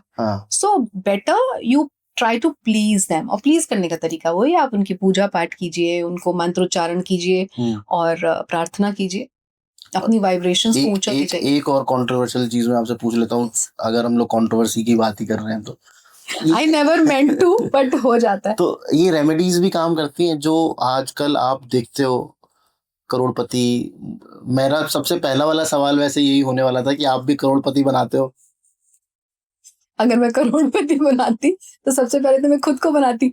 मैं क्यों बनाती और किसी इसमें भी लोग, पता है, मैंने कई एस्ट्रोलॉजर से सवाल किया है कि भाई आप खुद क्यों नहीं बन जाते करोड़पति? अगर मेरे प्रारब्ध में नहीं है। अच्छा, मतलब मेरी डेस्टिनी उतनी नहीं है, पर मैं आपको उपाय बता सकता हूँ जिससे आप बन सकते। आप एक बार बताओ, मेरे तो प्रारब्ध में नहीं है, लेकिन मैंने उसे रील बना दी और जितने सारे लोग देख रहे हैं उसे फॉलो कर रहे हैं, सबके प्रारब्ध में है। What is this? और सबसे बड़ी बात, ये जो रेमेडीज बता दी जाती हैं ऑनलाइन, ये एक्चुअली सब पे काम करती भी होंगी? बहुत बैकफायर करती है। जैसा मैंने कहा ना कि no knowledge is superstition and half knowledge is dangerous. So when you don't know ज्योतिष, व्हेन यू डोंट नो कि उन्होंने क्या कैसे बताया, उसका क्या रिपरकशन होगा, गेम तो सारा एस्ट्रोलॉजी का है। या तो वो बिल्कुल वर्क नहीं करेगी या पता नहीं बैकफायर कर दे। So you have to be careful. और ऐसे कोई रेमेडी जैसी चीज, रेमेडी वर्ड से ही मुझे नफरत हो गई। एस्ट्रोलॉजी रेमेडोलॉजी बन गई है। I don't like it. कुछ रेमेडी जैसा नहीं है। कुछ नहीं है रेमेडी जैसा। आपको रेमेडीज अगर, मतलब अब लोग आते हैं ना, एक्चुअली हमारी गलती भी नहीं है, सारे एस्ट्रोलॉजर्स को भी मैं क्यों बुरा बोलूं, जो लोग आते वो भी तो कह रहे हैं ना, आते ही कुछ रेमेडी बता दीजिए, जीवन चेंज कर दीजिए, ये सिचुएशन चल रही है, जॉब लगवा दीजिए, शादी करवा दीजिए। अरे भाई, पर ये तो एक एथिकल वो होनी चाहिए। जैसे एक डॉक्टर है, अगर उसको पता चलता है कैंसर है तो बताता है आपको कैंसर है, तो ये एस्ट्रोलॉजर्स की भी एक एथिकल रिस्पॉन्सिबिलिटी होनी चाहिए कि वो अगर रेमेडी मांगे तो वो बोले उसको भी भाई कुछ नहीं होने वाला। एग्जैक्टली वही, तभी तो मैंने आपको बोला कि जहां आप एस्ट्रोलॉजर के पास जाओ और वो आपको 1000 रेमेडीज दे, आपको डराए, भाई ऐसे कर ले, या 1.5-2 लाख की पूजा करा ले, या इतना सोना दान कर दे यहाँ पे इस मंदिर में, क्योंकि उस मंदिर में मेरा कमीशन है। So then you have to be careful and alert. आपको होना है, आपको भी समझना है कि आप ऐसे मत जाओ कि मेरे को रेमेडी दो, मेरे को बताओ मैं कैसे, क्योंकि शराब पीने से शुक्र ठीक नहीं होता। किसने कहा ये तो बहुत चल रहा है। फ्राइडे के दिन अगर आप शराब पीते हैं तो शुगर ठीक होता है, पर लेकिन अच्छी क्वालिटी की महंगी वाली शराब पीनी पड़ेगी उसके लिए। अच्छा, नहीं, मुझे तरुण जी कोई आइडिया नहीं। I am so sorry to disappoint you. अच्छा, ऐसा कुछ नहीं होता? I have no idea. नहीं, आई डोंट थिंक सो। मेरी किताब में ये नहीं है। शुक्रवार के दिन अच्छी ब्रांड की अगर आप शराब पीते हैं, मैं बता देता हूँ आपको ये रेमेडी। अच्छा, तो आपका वीनस ठीक हो जाएगा। नहीं, आई हैव नेवर। करते रहना चाहिए। मैंने कभी नहीं सुना, और कहीं लिखा भी नहीं है, कहीं नहीं लिखा हुआ। कोई भी रेमेडी जो जिनकी मैं बातें कर रही हूँ वो सब शास्त्रों में या कहीं लिखी हैं, उन्हीं की मैं बातें कर रही हूँ। जो कॉम्प्रहेंशन है, जब हम कॉम्प्रहेंड करते हैं या उसको हम अपने तरीके से जब समझ के आगे बढ़ाते हैं, तो यही समझ में आता है कि आप एनर्जीज को समझिए प्लैनेट की, और फिर उस हिसाब से अपने आप को ढालिए। मैम, जैसे आपने अभी बोला कि उपायों का कोई मेंशन और उपाय कुछ काम ऐसा कुछ है नहीं, पर एक मुझे किसी बहुत ही ज्ञानी इंसान ने मुझे कहानी सुनाई थी कि जब हिमालय और जो उनकी वाइफ थी, जब पार्वती जी पैदा हुई, तो नारद जी उनके पास आए कि भाई इसका विवाह तो शिव से होगा जी, है ना। ये कहानी आई थिंक आपको भी पता होगा। हाँ, बिल्कुल। तो अब जो पार्वती जी की जो माँ थी वो बोली भाई वो कहाँ अघोरी इंसान, अघोरी रोने लगी, मैं अपनी बेटी को मार दूंगी। पर नारद जी ने बोला भाई ये तो होनी है, इसका तो कोई वो नहीं है, मतलब इससे कोई इसको पलटा नहीं जा सकता, ये शादी तो होनी ही होनी। तो क्या करा उसमें? तो उन्होंने फिर पार्वती जी की माँ ने उनसे पूछा कि ऋषिवर फिर कुछ उपाय बताइए। बिल्कुल, यहाँ पे आ गया ना, वही चीज आ गई जो मैं इतनी देर से बोलने की कोशिश कर रही हूँ। उन्होंने वही अघोरी से ही शादी हुई, पर एनर्जीज कैसे चेंज करी और कैसे उस चीज को समझा कि अघोरी तो है, लेकिन किस लेवल का अघोरी है, शिव भी है वो। सो वो चीज, और कैसे पाया पार्वती ने, जब तक आ गया तब। सो वहां पे वो जो बेसिक्स है ना, वो उस बेसिक किताब में, उस क्लासिकल में लिखा है, और वही होता था। अब जो होने लगा, देखिए मैं लाल किताब भी करती हूँ, और लाल किताब तो फुल ऑफ रेमेडीज है, लेकिन मैं ये ओपनली बोल रही हूँ कि जो लाल किताब में पानी में बहाने वाली रेमेडीज है या दबाने वाली रेमेडीज है, वो मैं नहीं देती कभी भी। अच्छा, क्यों नहीं देती? ठीक है, लाल किताब अच्छी है, उसकी रेमेडीज वर्क करती हैं। कहाँ देती हूँ रेमेडीज? जहाँ क्रिटिकल केसेस हैं, हेल्थ इश्यूज हैं, कोई बच्चा आईसीयू में है, अच्छा, उसके माँ बाप आए आपके पास, then as a human you also want to help, right? उसमें लाल किताब की रेमेडी देती हूँ, एंड इट वर्क्स वंडरफुली। ठीक है, उस बच्चे के कर्म नहीं कट रहे, अब मर जाएगा तभी कर्म कटेंगे क्या? मतलब हो भी सकता है ऐसा हो, लेकिन as a human, as a person who's into this profession और मुझे पता दिख रहा है कि हाँ ये करा जा सकता है, then why not? ट्राई करने में तो कोई हर्ज नहीं। Then why not? And that too a safe one. Okay. Not like कि मैं अच्छा उसका भी मैं जवाब दे देती हूँ। बहुत सारे लोग शायद इस बात को कंट्रोवर्शियल माने या ना माने जो लाल किताब में है कि ये क्या बोल रही हैं, लेकिन मैं पर्सनली क्यों बहाने का नहीं देती और क्यों दबाने का नहीं देती, क्योंकि जब आप एक पर्टिकुलर प्लैनेट को जो आपको परेशान कर रहा है उसको आपने दबा दिया या बहा दिया, दैट मीन्स आपने उस प्लैनेट को फॉर एवर खत्म कर दिया अपनी कुंडली से। कल को अगर वो आपके लिए कुछ अच्छा भी करना चाह रहा होगा तभी तो दशा आएगी उसकी अच्छी वाली, तो नहीं कर पाएगा। So that all the planets should be present. Okay, because her planet अच्छा भी है बुरा भी है, अच्छा भी देता है बुरा भी देता है। उससे तार रस्सी बिल्कुल काट नहीं देनी चाहिए। Exactly, so that's why I personally don't do it, that's my own practice. बाकी जिसको जो करना है फील फ्री। एक बहुत बड़ा सवाल और है कि अब मैं पहुंच गया किसी एस्ट्रोलॉजर के पास, ठीक है, मैं पहुंचते ही पहले तो पता कैसे करूं कि ये 99 रुपए वाला है या एक्चुअल पढ़ाई लिखाई करके 10-15 साल अपने ऊपर काम करके एस्ट्रोलॉजर बना है। Fake astrologer versus real astrologer कैसे पता चले? अभी हमने थोड़ी देर पहले जो बातें करी वही सब हैं इसमें। पहली बात तो थोड़ा सा जानिए ज्योतिष को, बिना जाने तो बड़ा आसान है कहना कि मैं नहीं मानता, मैं नहीं मानती या मैं बहुत मानती हूँ। जानना बहुत जरूरी है, जानने के बाद जो आपका अपना परसेप्शन क्रिएट हो वो आपका अपना परसेप्शन। जैसे कोई अगर एस्ट्रोलॉजर बन के बैठा है तो इतना तो उनको आ ही जाता है आके आपकी कुंडली देखना या हाँ नहीं, मैंने आपको बताया उस लेवल तक पहुंच गए कि आप पहुंच गए। आपने कंसल्टेशन फीस भी दे दी और कंसल्टेशन फीस बहुत ज्यादा नहीं है, इसलिए आप बहुत इजीली पहुंच गए। लेकिन फिर जब उन्होंने आपको बताया वो भी मैच कर रहा है क्योंकि उनको थोड़ी बहुत नॉलेज हो गई या प्रैक्टिस से कह लो, या ठीक है मैं कहती हूँ उनकी अल्पमति के से हिसाब से उन्होंने जवाब दे दिए। बट जहां डराने वाला एंगल आ जाए ना, और जहां आपको डराने वाले एंगल से मतलब जो कन्वे कर रहे हैं वो इस तरीके से कन्वे कर रहे हैं कि दैट्स वेरी ब्रूटल, ऐसा कोई अच्छा एस्ट्रोलॉजर नहीं करेगा। Astrologer is half psychologist also. आपको बोला गया है देश काल पात्र को दिमाग में रखने के लिए कि पात्र आया आपके पास, वो अबोध है, वो इनोसेंट है, वो परेशानी में आया, how can you convey anything in a very raw manner. आपको उसे बहुत तरीके से बहुत आराम से काउंसिल करके लेकिन सच्चाई बतानी है। तो कितनी एक्यूरेटली मैम बताया जा सकता है अगर एस्ट्रोलॉजर, मैं अच्छे एस्ट्रोलॉजर की बात करूं तो अगर मेरी कुंडली सब कुछ एकदम एक्यूरेटली मैं उसके सामने खोल दूं तो कितने एक्यूरेटली बता सकता है? For that you need to see my client testimonials. Okay, अगर मैं अभी आपको मेरा समय जगह और वो बताऊं तो आप मेरे बारे में बता सकते हैं 5 मिनट में? नो। अच्छा 2 घंटे चाहिए, फिर उसके लिए पॉडकास्ट लंबा हो जाएगा। मतलब मैं तो साफ बोलती हूँ, अगर कोई ये बोले कि मैं तो ये भी बोलती हूँ कि भाई आपकी दिक्कत क्या है, परेशानी क्या है, वो भी मेंशन कर दीजिए अगर कर सकते हैं, अगर कंफर्टेबल है। बहुत सारे लोग टेस्ट करने भी आते हैं। पर ऐसा भी तो हो सकता है ना मैम, जैसे आप तो चलिए मैं आपको जेन्युइन एस्ट्रोलॉजर मान लेता हूँ, नहीं मैं वही कह रहा हूँ, मैं मान लेता हूँ। Thank you. तो अगर मैंने अपनी प्रॉब्लम बता दी फिर तो आपको पता है मेरे दिमाग के साथ कैसे खेलना है, बिकॉज एक astrology I think come part होता है, साइकोलॉजी ज्यादा पार्ट है, कॉम्बिनेशन ऑफ बोथ। तो आई एम श्योर कि वो उतना तो फिर मेरे दिमाग के साथ खेल जाएगा कि भाई इसके साथ ऐसे खेलना है। ठीक है, प्रॉब्लम तो मुझे लगता है कभी बतानी नहीं चाहिए। अगर आप एस्ट्रोलॉजर के पास जा रहे हो तो दे शुड टेल यू कि आपकी लाइफ में ऐसा कुछ चल रहा है। वो भी बिल्कुल 100% पॉसिबल है, लेकिन सिर्फ क्योंकि the consultation call time is limited, मेरा सपोज 40 मिनट है या 35 मिनट है, तो उसमें मैं चाहूंगी कि मैं बिल्कुल सटीक वर्डिक्ट दूं से। So that's why I want the question. लेकिन बहुत सारे लोग आपके जैसे भी आते हैं जो टेस्ट करते हैं, और जो टेस्ट करते हैं वो ठीक है, बहुत बढ़िया बात है, करना चाहिए, मैं तो कहती हूँ। उनको जवाब तो मिलता है, गाइडेंस भी मिलता है, लेकिन वो जो कॉल टाइम है वो प्रोडक्टिवली यूज नहीं हो पाता। ओके, वहां पे क्या होता है, उनके जो वो मेरे को खंगालने ढूंढने में ही लगे रहेंगे ना कि क्या बोलेंगी मैम, क्या देखा उन्होंने, मैम ने तो बता दिया। उसके बाद में जो आपके और क्वेश्चंस है वो कब पूछेंगे आप? Call time over.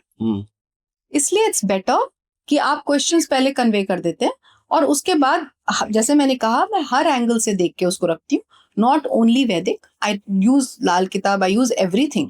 ट्रांजिट भी देखूंगी, ये भी देखूंगी, बहुत सारे परम्यूटेशन कॉम्बिनेशंस हैं, प्लस साथ में हम वर्षफल भी देखते हैं कि भाई अभी ये हो रहा है तो इस साल में क्या हो रहा है। मोटा मोटा तो ये दिख रहा है, ये थीम दिख रही है, बट एग्जैक्टली क्या ये मकान खरीदेगा, क्या इसका बच्चा होगा, क्या इसकी जॉब लगेगी इस साल क्या होना है, उसके लिए वर्षफल में भी जाते हैं। So many things you check, how can you check also and tell also 40 minute में। नहीं, वो तो नहीं हो सकता। वो पॉसिबल ही है, उसके साथ जस्टिस नहीं है, पैसा तो उसका जा रहा है, बिल्कुल। मेरा तो 40 मिनट पूरे। उससे पहले आप कुंडली मंगवा लेते हैं, डिटेल्स, देख कुंडली नहीं चाहिए मुझे, Okay. मुझे सिर्फ डिटेल्स चाहिए जो आजकल ये हमारा एआई कर रहा है। एआई का। 3 डिटेल्स चाहिए, उसके बाद कुंडली बन गई। अब तो एआई तो प्रिडिक्ट आप भी क्या कर। अभी भी वो बाय हैंड बनाते हैं नहीं नहीं नहीं सिस्टम? नहीं, system, I have got a software, वो कुंडली बना के मेरे सामने ले आता है।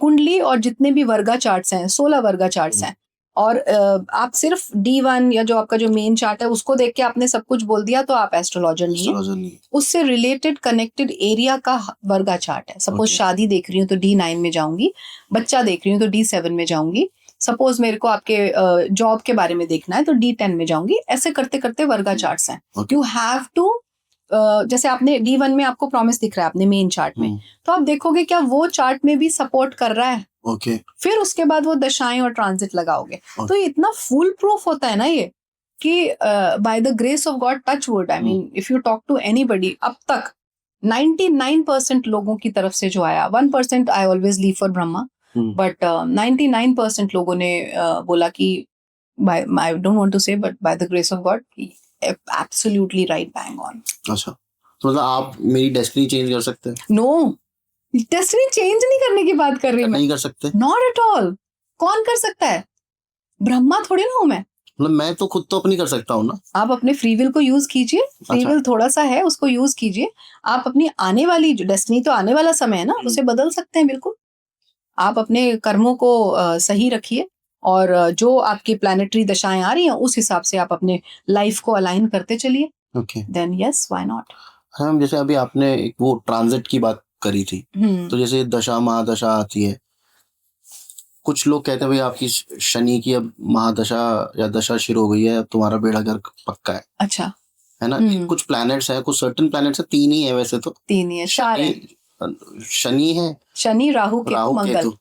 मंगल को चलो फिर भी मैं थोड़ा सा मानता हूँ कि वो अच्छा भी, उसका एक एस्पेक्ट कहीं ना कहीं बताया जाता है। पर इन तीनों को तो बेचारों को बहुत बुरी तरीके से ट्रीट किया जाता है। ऐसा क्यों होता है? ये इतना, वाकई में इतने नेगेटिव प्लैनेट्स हैं ये तीनों? देखो, हमारे 7 प्लैनेट्स और 2 छाया ग्रह हैं, जिसमें राहु केतु आता है। कोई भी प्लैनेट खराब नहीं है और कोई भी प्लैनेट अच्छा नहीं है। अच्छा। जो हम जब पढ़ाई करते हैं, मैं बेसिक से कभी नहीं डिगती, जब पढ़ाई करते हैं तो नेचुरल इनकी जो नेचर है, सिग्निफिकेंसेस हैं, वो भी पढ़ते हैं। फिर हर कुंडली के हिसाब से जिन जिन भावों की इन्होंने लॉर्डशिप ली है उस हिसाब से भी देखते हैं कि इनकी सिग्निफिकेंस क्या है। जैसे मैं आपको एग्जाम्पल दूंगी, शनि को आपने बुरा कहा, लेकिन अगर आप वृषभ राशि हैं या वृषभ लगन है, सॉरी, तो आपके लिए शनि योग कारक है। अच्छा। और उसका प्लेसमेंट भी सपोज ठीक है, केंद्र में है या त्रिकोण में है, तो जब शनि की दशा आएगी या शनि की 7.5 आएगी, पता नहीं कौन से कहाँ पहुंचोगे आप, you will touch your peak. अच्छा, इतना शनि करके जाएंगे, देके जाएंगे। Okay. Shani is just like कि जब आप गलती करते हैं, आपके पापा आपको मारते हैं ना, थप्पड़ मारते हैं और डांटते हैं और विलन बन जाते हैं, तो वो शनि है। Okay. Shani is a villain because वो टास्क मास्टर है। Okay. क्योंकि एंटी हीरो है वो। आप विलन, हाँ, एंटी हीरो कह दो, you are very positive, I like it. So वो क्या करते हैं, शनि आपसे काम करवाते हैं। भाई आपको काम करना है, आपकी शनि की दशा आ गई, आपको मेहनत करनी है, आप ऐसे करके बैठे हो, तो शनि को आता है काम करवाना। और शनि का मैसेंजर है राहु। शनि बॉस है, राहु उनके नीचे काम करता है। अगर शनि कह रहा है आप ये करो, आप नहीं कर रहे हो, तो फिर वो डंडा जब मरवाते हैं या पिटाई करवाते हैं या आपको सफर करवाते हैं, तो वो कॉम्बिनेशन ऑफ राहु शनि होगा हमेशा। शनि के दशा में, अंतरदशा में, 7.5 में। तो Shani in itself is a very very good planet. बहुत ही, जिसे बोलते हैं ना कि गिवर हैं वो, बट आपको उनके हिसाब से चलना होगा, मेहनत करनी पड़ेगी, डिसिप्लिन मेंटेन करना। मतलब ये बोला जाता है कि हर प्लैनेट आप पे अच्छा और बुरा इफेक्ट डालेगा। बिल्कुल, डिपेंडिंग ऑन कि वो आपकी कुंडली में कहाँ पे, किस पोजीशन पे है, कैसे वो, एंड क्या आप उसके हिसाब से अपने कर्मों को या अपने लाइफस्टाइल को या अपनी एनर्जीज को ढाल रहे हैं। ठीक। अच्छा मैम, 1-2 चीजें और हैं, क्योंकि एनर्जी तो कभी मरती नहीं है ना पैदा होती है, इट्स ओनली चैनलाइज्ड। तो आपको चैनलाइज करना है बस। तो जैसे कुछ और चीजें जो डर की, आप दुकान की बात आपने करी थी, 1-2 चीजें और हैं जिनसे बहुत डराया जाता है, एस्ट्रोलॉजर्स मतलब खुल के डराया जाता है। एक तो सबसे महंगी पूजा होती है काल सर्प। यस, ठीक है, फिर मंगल दोष की पूजा बहुत महंगी करी जाती है, करेक्ट। और एक और है आपका ग्रहण दोष है, ग्रहण दोष, पितृदोष है। पितृदोष तो आई थिंक आप जैसी कुंडली खोलते हो आपको पितृदोष लग जाता है। हाँ। तो ये वाकई में होते भी हैं, इतने नेगेटिव होते हैं। एक तो काल सर्प दोष पे तो वैसे ही बहुत एस्ट्रोलॉजर्स के बीच में आपस में ही टसल है कि वो होता भी है या नहीं होता। कुछ कहते हैं होता है, कुछ कहते हैं नहीं होता है। देखो, सबका अपना अपना एक स्कूल ऑफ थॉट है। पराशरी में होता है या नहीं होता है? बिल्कुल नहीं होता, नहीं होता, बिल्कुल नहीं होता। काल सर्प दोष हमेशा बोलती हूँ, मेरा तो फेवरेट स्टेटमेंट है, it's a man made dosh. It's a man made dosha. हमारे गुरु गलत नहीं हो सकते। उन्होंने इसके ऊपर बहुत रिसर्च करी, फिर हमने भी रिसर्च करी, हमने भी इतनी सारी लाखों कुंडलियां अब तक देख ली, तो साफ पता चलता है क्या है काल सर्प दोष। जिसको काल सर्प दोष का नाम दिया जा रहा है वो राहु केतु एक्सेस होता है। राहु हमेशा केतु के सामने, केतु राहु के सामने। बाय चांस आपके बाकी के सारे प्लैनेट्स एक तरफ आ गए, ओके, तो वो काल सर्प दोष बन गया। अच्छा, it's not at all like that. कुछ नहीं होता काल सर्प दोष। और काल सर्प दोष की पूजा कराना मतलब पैसा बर्बाद करना, वेस्ट करना। अच्छा, क्योंकि सचिन तेंदुलकर की कुंडली में भी काल सर्प दोष। बिल्कुल, मैंने बोला हुआ है एक पॉडकास्ट में, सचिन तेंदुलकर की कुंडली में है, और धीरूभाई मोदी जी की कुंडली में है, धीरूभाई अंबानी की कुंडली में है। तो वो तो बड़े इतने ऊंचे कैसे राइज कर गए बताओ। बिल्कुल। तो नो, काल सर्प दोष कुछ नहीं, बल्कि मंगल दोष। मंगल दोष को मांगलिक जिसे कहा जाता है। हाँ, देखो उसको मैं एक्सप्लेन करती हूँ। मांगलिक क्या होता है, जब आपकी कुंडली में कुछ हाउसेज हैं, जैसे आपके लगन में 4th हाउस में, 7th हाउस में, 8th हाउस में और 12th हाउस में मंगल आ गए। अब ये लगन से देख रही हूँ, फिर यही सेम चीज मैं चंद्रमा से भी देखूंगी, यही सेम चीज मैं सूर्य से भी देखूंगी। अब आप ये बताओ, सूर्य चंद्रमा लगन तीनों से देख लिया, कितने लोग मांगलिक हो गए? 95% लोग मांगलिक हो गए।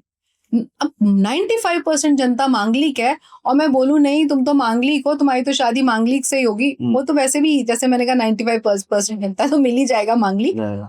एक तो ये फंडा, इसीलिए मांगलिक दोष कुछ नहीं है, एक बात। दूसरा, मांगलिक दोष में भी अगर मैं बोलूं मांगलिक दोष एग्जैक्टली होता क्या था, मंगल जिसका इन हाउसेस में है, कहा जाता था कि वो बहुत ज्यादा स्ट्रॉन्ग विल्ड होते हैं लोग, उनका ड्राइव बड़ा स्ट्रॉन्ग होता है, वो जो चाहते हैं वो करते हैं, गुस्सा थोड़ा ज्यादा होगा, सेक्स ड्राइव थोड़ी ज्यादा होगी।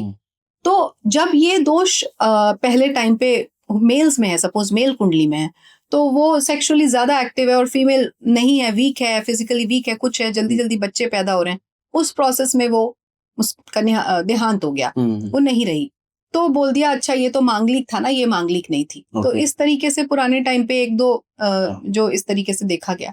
फिर अब आज के टाइम पे सपोज कोई फीमेल है, उसका मंगल 7th भाव में है या 8th हाउस में है, तो उसको कह दिया गया कि ये घोर मांगलिक है। अच्छा, क्योंकि 7th भाव स्पाउस का है, शादी का है, 7th भाव से मंगल बैठ के लगन को भी देख रहा है, तो हाँ मैं ये मानती हूँ कि वो थोड़ा अग्रेसिव हो सकती है, थोड़ा गुस्से वाली हो सकती है।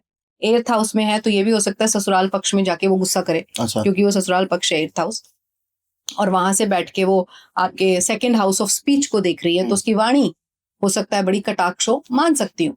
लेकिन क्योंकि वो घोर मांगलिक है इसलिए पति का देहांत हो जाएगा, ये मैं नहीं मान सकती। ऐसा नहीं हो सकता, क्योंकि इसका दूसरा एस्पेक्ट भी ये है कि जब आज के टाइम पे लड़कियां, फीमेल्स पढ़ लिख के प्रोफेशनल बन रही हैं, बल्कि मैं तो I am a female myself, so I will definitely say कि they are doing better than men. अच्छा कर रही हैं, मेल से भी ज्यादा अच्छा कर रही हैं।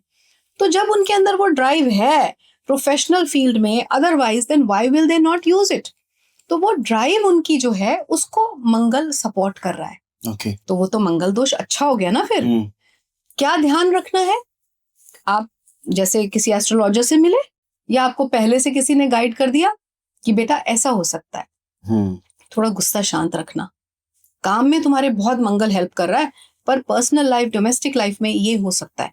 सो ट्राई टू बी काम, ये चीजें कर लो। थोड़ा ध्यान रखना, जैसे तुम्हें लगे कि पारा चढ़ रहा है तो एक आदमी बोल रहा है तो तुम चुप हो जाओ, दूसरा बोल रहा है तो पहला चुप हो जाए। इस तरीके से प्रैक्टिकल रेमेडीज देके समझा के उनको भेजा जाए। तो चीजें बच जाती हैं, ये मंगल दोष है। अच्छा। और के.एन. राव जी तो ये भी बोलते थे कि मंगल दोष अगर है भी तो वो 28 ईयर्स के बाद खत्म हो जाता है, उसका कोई वो नेगेट हो गया, नलीफाई हो गया। पर तो अब तो शादियां ही 27-28 साल में हो रही है। कहाँ से मंगल दोष रहा फिर? सो अच्छा, मंगल दोष 28 के बाद क्यों खत्म हो जाता है? वो ऐसा कुछ लाइफ है मंगल की एक, अच्छा। जैसे हम एक एज मानते हैं हर प्लैनेट की, ओके। उस हिसाब से। तो 28 साल के बाद वो इतना नहीं प्रॉब्लम देता। और पितृदोष में? पितृदोष तो है, पितृदोष को तो मैं मानूंगी, वो एक फेक चीज नहीं है, दैट इज मेंशन्ड, उसके बारे में बहुत बात हुई है स्क्रिप्चर्स में। लेकिन पितृदोष है, लेकिन पितृदोष से डरा के पूजा जो करवाई जाती है वो नहीं है। अच्छा। फर्क है यहाँ। पितृदोष डेफिनेटली है। एक तो एग्जाम्पल दे दूंगी, अगर राहु आपका 5th हाउस में है जन्म के समय पे तो पितृदोष पक्का है आपको। ओके। ऐसे और भी बहुत सारे hundreds of combinations are there. तो पितृदोष के मामले में अगर आपके घर में, मैं हमेशा बोलती हूँ कि मैं डिनाई नहीं करूंगी कि उज्जैन में या गया में जो पूजा होती है कि वो गलत है, ऐसा नहीं है। लेकिन वो कब होती है? जब आपके घर में काफी सारी डेथ्स हो चुकी हैं और किसी का भी क्रियाकर्म, या आपको ऐसा लगता है कि इतनी सारी डेथ्स में से कुछ लोग हैं, दान नहीं हुआ है। हाँ, कुछ लोग हैं जिनका जैसे कोविड के ड्यूरिंग हुआ था कि ढंग से नहीं हुआ क्रियाकर्म। सो आप जाएं एक बार और एक ही बार में सबका नाम लेके तर्पण करके आप आए गया में, और वहां पे भी आप करेंगे ना, पंडित बताएगा, पंडित नहीं करेगा आपके लिए। ये नहीं कि ऑनलाइन पूजा बुक कर दी, होता है वैसे ही। That's why I'm telling you, ये जो ऑनलाइन पूजा बुक हो रही है, वेबसाइट पे पूजा, that's useless। ऋण मुक्ति पूजा भी आजकल बहुत ऑनलाइन बुक हो रही है। त्रिपिंडी पूजा हो रही है ऑनलाइन। तो मैं वही तो कह रही हूँ, आप अपने पितरों का अपने हाथ से, क्योंकि आपका डीएनए है, आप टच नहीं करोगे तो कहाँ से आप तर्पण करोगे? तो आपको जाना है वहां, एक बार आप कर आइए, 3 महीने के भीतर कर लेंगे तो ज्यादा अच्छा है। और नहीं तो फिर आप कभी भी जैसा आपको लगे, समय मिले, जैसा कन्वीनियंट हो, कोई हार्ड एंड फास्ट रूल नहीं है, वो करिए। उसके अलावा जब ऐसा कुछ सीन नहीं है तो वेरी जनरल थिंग जिससे आप पितृदोष से आराम से मुक्ति पा सकते हो। Every Amavasya you have to do 2 things. One, एक आप ये व्हाइट कलर का कुछ दान करें। नहीं, जो जनरली हो सकता है आप जो कह रहे हैं, बट मैं जनरली बोलती हूँ मीठे चावल गुड़ वाले बनाइए, उसके लड्डू बना के अपने पशु पक्षियों को ओपन ग्राउंड में डाल के आ जाइए। पक्षी खाएंगे, पशु खाएंगे। एक वो हो गया अमावस्या वाले दिन। और दूसरा, साउथ वेस्ट जोन देखिए। अच्छा। साउथ वेस्ट में आपके पितरों की पूजा, एक पूजा तो नहीं करते, उनकी फोटो होनी चाहिए। फोटो होनी चाहिए। फोटो साउथ वास्तु में मैंने कहीं सुना है कि जिनकी डेथ हो चुकी है उनकी फोटोग्राफ्स नहीं लगानी चाहिए। नहीं, फोटोग्राफ लगानी चाहिए, साउथ वेस्ट में लगा सकते हैं, लेकिन उनकी पूजा नहीं करनी चाहिए। उन्हें मंदिर में नहीं रखना चाहिए। अच्छा। क्योंकि अच्छा, ये आपने बात कर दी ना, तो एक और बड़ी जरूरी बात मुझे याद आ गई। श्राद्ध, हाँ, पितृपक्ष, हाँ, लोग कहते हैं भाई कुछ शुभ काम मत करो। बिल्कुल, है ना? मैं कहती हूँ शुभ काम करो। क्यों? आपके पितृ हैं, एंसेस्टर्स से तो खुशी होंगे ना अगर मैं कुछ अच्छा काम। आपके पितृ हैं, नीचे आए हैं, बिल्कुल, धरती पे आए हैं। उस समय पे कहा जाता है, शास्त्रों में लिखा है, वो आपके चारों तरफ आसपास हैं। आप कोई नई कार ऑडी खरीदते हो, खुश होंगे कि नहीं होंगे? आपके कोई नया, आपने कोई चीज खरीदी, कोई कपड़ा खरीदा, या आप कोई सेलिब्रेशन कर रहे हो, they will be happy, they have come to bless you. बिल्कुल। आप उनका बस ध्यान रखिए, उन्हें आदर सम्मान दीजिए, जो भी कर रहे हैं उनके नाम का निकालिए पहले। तो पितृ खुश, उनको तो चाहिए क्या, भाव के भूखे हैं। बिल्कुल, बस वो आपने कर दिया तो आप करिए। तो इसके कुछ नेगेटिव इफेक्ट्स भी होते हैं मैम? किस चीज के? अगर मेरी कुंडली में पितृदोष है। बिल्कुल। अगर देखिए, पितृदोष पे हम आए ही क्यों, हमने ढूंढा ही क्यों पितृदोष कुंडली में? कुछ गड़बड़ होगी तभी। गड़बड़ है तभी ढूंढा ना।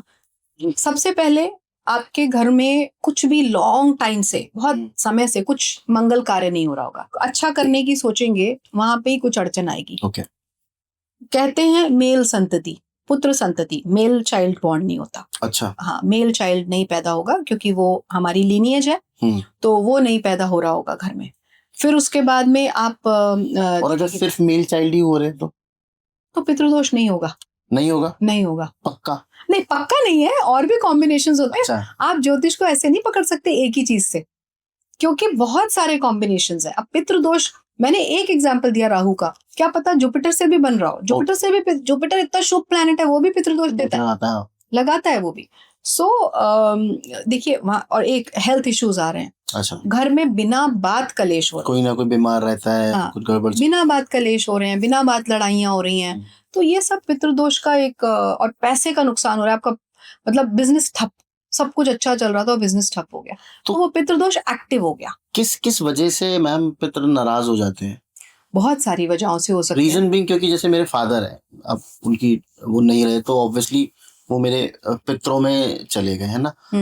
अब मेरे फादर मुझसे कभी भी इतना नाराज नहीं हो सकते कि वो मेरा जीना दुभर कर दे। पितृ नाराज नहीं होते, ये रॉन्ग इंटरप्रिटेशन है। पितृ थोड़ा ना नाराज हो रहे हैं, आपके पितरों के कर्मों का आप भोग रहे हो, तो वहां पितृ दोष बन के आया। अच्छा, फॉर एग्जाम्पल, मेरे किसी जन्म में मेरे कोई दादा थे, ओके, या मेरे फादर थे किसी जन्म में, उन्होंने कोई गलत कर्म किया, उस कुकर्म का मैं उनकी लीनियज में हूँ, ओके, तो मैं भुगतूंगा। हाँ, अच्छा, इट्स लाइक उन्होंने, इट्स नॉट लाइक कि मेरी वजह से नाराज हो रहे हैं। नो, इट्स लाइक आपने, उन्होंने लोन लिया, हाँ, पे नहीं किया, बैंक वाले आपके पीछे भाग रहे हैं। अच्छा, क्योंकि जनरली तो यही बताया जाता है आपके पितर नाराज हैं, अब उनको ये खिलाओ, अब उनको कौवे को ये खिलाओ। नहीं, उन्होंने कुछ कर्म ऐसा करा होता है, तो कलेक्शन टीम आपके पीछे भागेगी, क्योंकि उन्होंने लोन लिया था। ओके, तो इसकी आपने बहुत बेसिक सिंपल सी वो तरीका बताया है जी, बिल्कुल सिंपल। कोई किसी बहुत इलैबोरेट पूजाएं करानी है, पैसा खर्च करना है, उसमें कुछ नहीं करना आपको। हाँ, दूसरी चीज मैं बताना भूल गई, दूसरा कि आपको अपने मंदिर को, अब मंदिर में भी एक कंट्रोवर्सी है, होना चाहिए नहीं होना चाहिए। सो उसमें है, तो मंदिर को आपको हर अमावस्या वाले दिन कच्चे दूध को पानी में मिला के उससे क्लीन करना है, और फिर साफ पानी से क्लीन करना है every Amavasya. That's a pitridosha remedy. तो मैम, जैसे आपने बोला आप लाल किताब भी करते हैं, Lal Kitab is all about mostly about remedies. या actually it is a very good predictive book, लेकिन उसको प्रिडिक्शन के लिए जाना नहीं जाता। सारे जितने भी एस्ट्रोलॉजर्स हैं, वैदिक एस्ट्रोलॉजर, जैसे मैंने तो ओपनली कहा कि मैं तो यूज करती हूँ इफ रिक्वायर्ड। अब जैसे आपकी बात में ही ना कॉन्ट्राडिक्शन मुझे 2 जगह दिखाई दिया। ठीक है, जैसे आप लाल किताब यूज करते हैं, इट्स जिसके लिए वो फेमस है रेमेडीज के लिए, और वो रेमेडीज भी वैसी वाली हैं, तिल दबा दो, ये कर दो। वो दबाना बहाना तो मैं चलो आप नहीं कराते, वो उसमें है, आप लाल किताब को मानते भी हो। हाँ, मैं उसकी रेमेडीज काम करती है ना। आप कह रहे हो वैदिक में रेमेडीज नहीं होती, और रेमेडीज काम, ऐसे कोई उपाय काम भी नहीं करते, तो ये इसमें थोड़ा सा कॉन्ट्रडिक्शन है। ठीक है, देखिए, वैदिक एस्ट्रोलॉजी जब मैंने पढ़ा, और मैं उस बात को अब भी स्टिक करूंगी कि वो सिर्फ जप तप दान पे बेस्ड है, और वैदिक में सच में कोई ऐसे रेमेडीज वर्ड जैसा वर्ड नहीं है, और रेमेडीज नहीं यूज होती।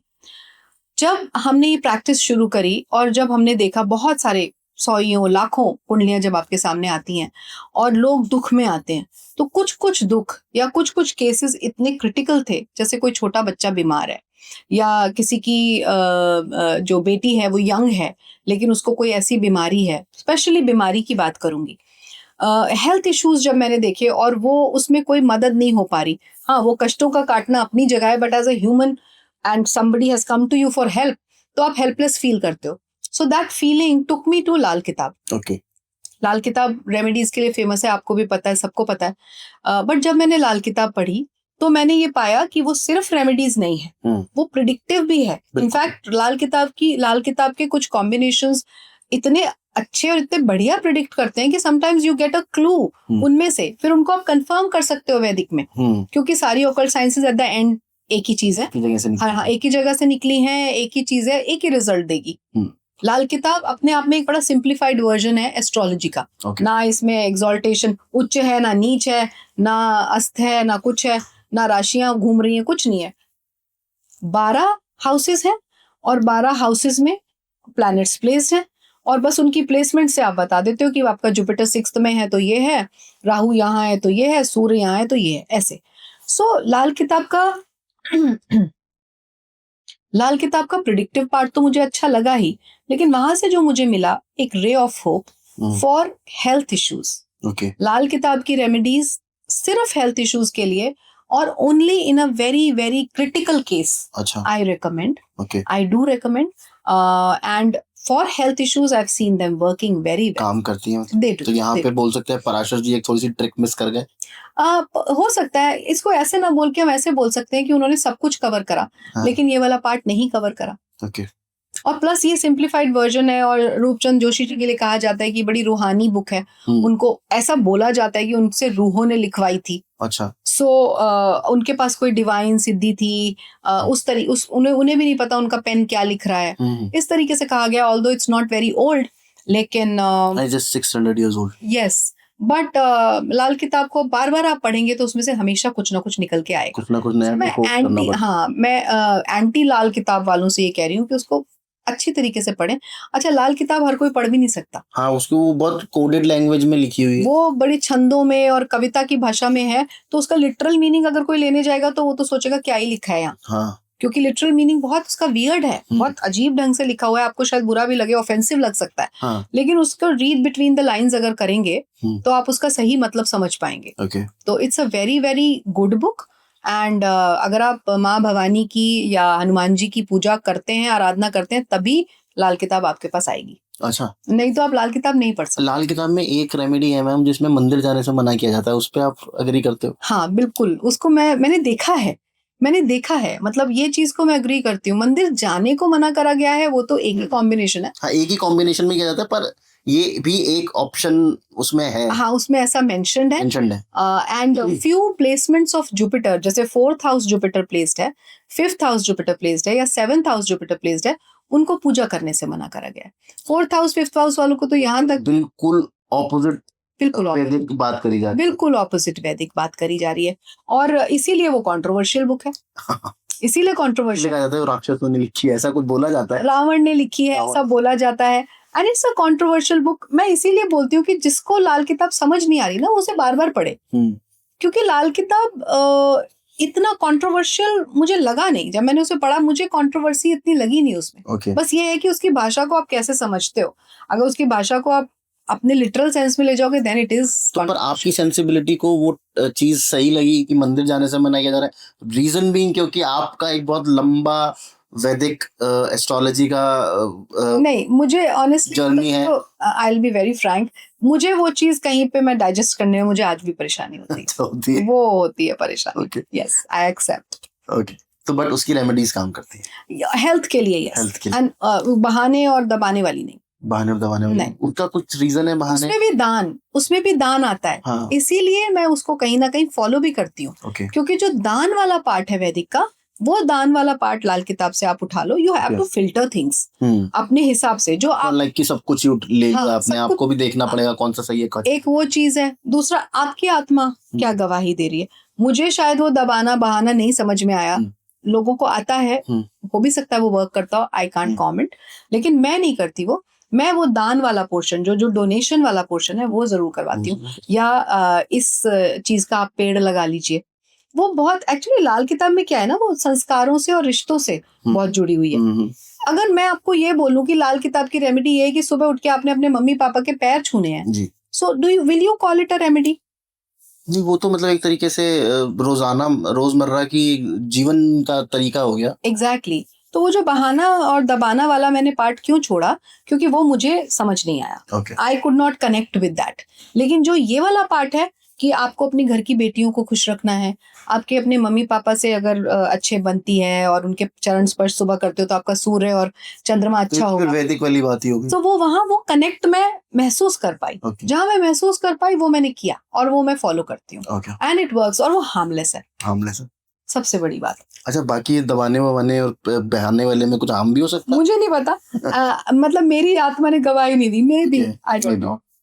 Reena ji, thank you so much आने के लिए और इतनी अमेजिंग तरीके से हमें वैदिक एस्ट्रोलॉजी एक्सप्लेन करने के लिए। बहुत आपने सीधी सिंपल भाषा में समझा दिया हम लोगों को क्या सही है क्या गलत है, तो उसके लिए बहुत बहुत बहुत धन्यवाद आपका। Tried my level best. I hope कि आपकी ऑडियंस इससे कनेक्ट कर पाए।